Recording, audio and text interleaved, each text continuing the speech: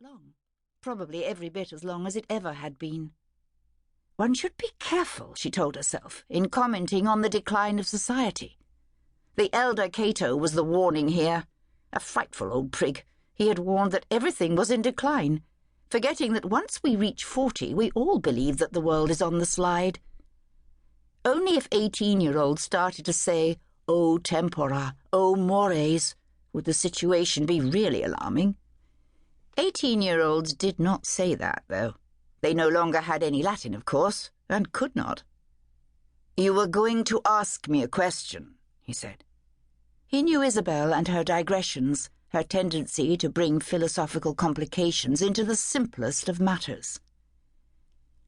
"Why are some people light sleepers?" she began, and added hurriedly, "I'm one, by the way."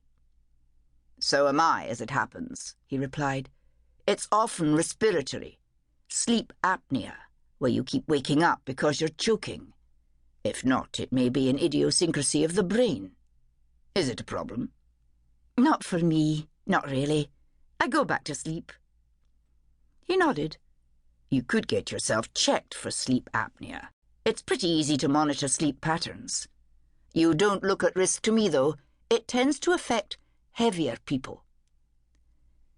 That had been the end of the conversation, as another guest had addressed the table at large, and private conversations had trailed off.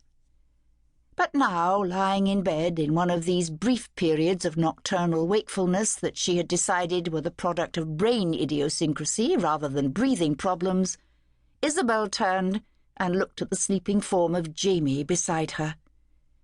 She still experienced a sense of novelty, even if they had been together for a couple of years now, a sense of having been given a precious gift. And he felt it too. He had expressed it that way too when he told her that he was grateful for her. "I feel that I've been given something," he said. "Somebody has given me you. Isn't that odd? Because it doesn't happen that way, does it?" She watched him breathing. The sheet that he had drawn up to his chest and that lay crumpled about him like a Roman toga moved almost imperceptibly, but still moved.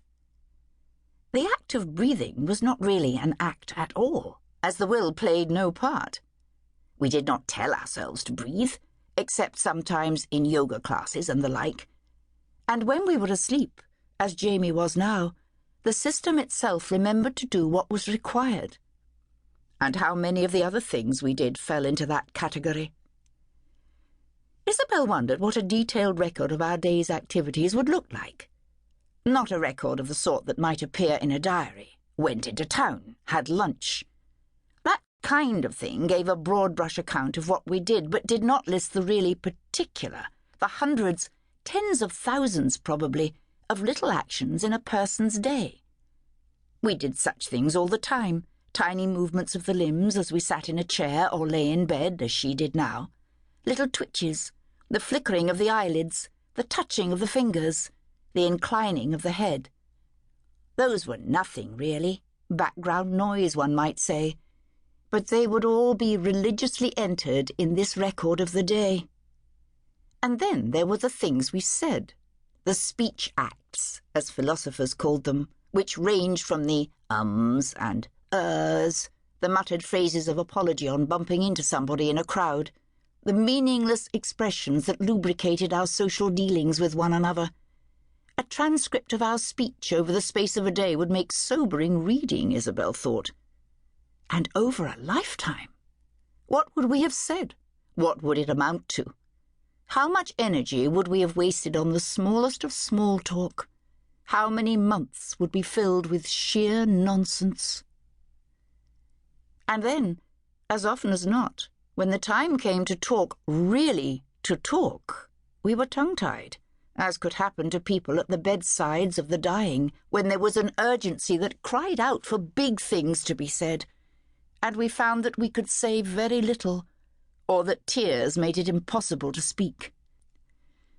Isabel remembered once visiting an aunt on her father's side who did not have long to live. She had wanted to thank her for her generosity to her as a girl, and although she had managed to say the words